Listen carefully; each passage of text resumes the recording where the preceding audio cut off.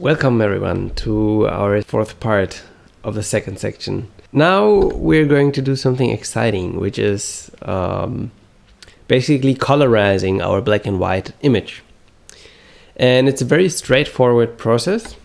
It's just one tiny step in a big array of changes that we're going to make. So just press Ctrl Shift N to create a new layer.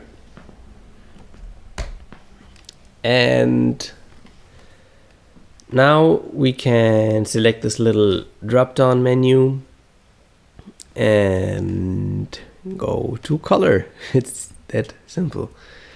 And now this layer, as it lies on top of our black and white image, will infuse every tone with the certain color that we put into it. So you see how the values stay the same, like just the color is changing, like and the saturation. So it's a quite straightforward process. Now we are going to take a very soft brush, just like that one, and give everything like one color. Like this, and maybe a little less blue, and maybe a little less saturated. Oh, and that's intense already. Wow. And then we take a rough brush, maybe like that one, and give it a counter color, like a reddish,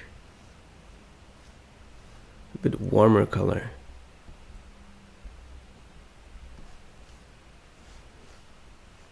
Just like that.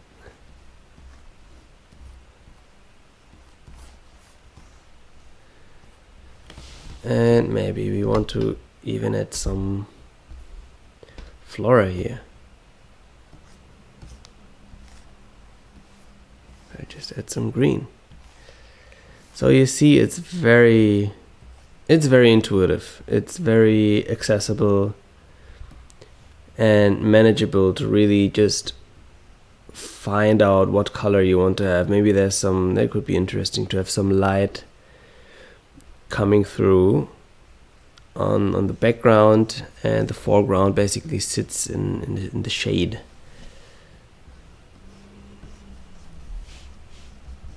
Have maybe these are some like rice fields. I just don't want to like mention what it is. Let's just keep it open and see where we land. It really helps to not label or name parts of the picture. Oh, actually I don't. I just want to have this very grayish rocks. Maybe a nice dark color for the flora, dark trees.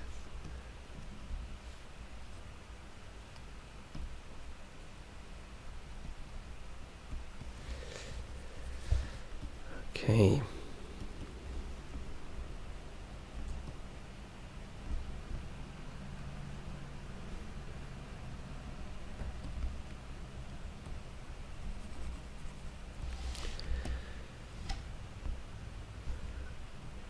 So now we can already see kind of what's happening.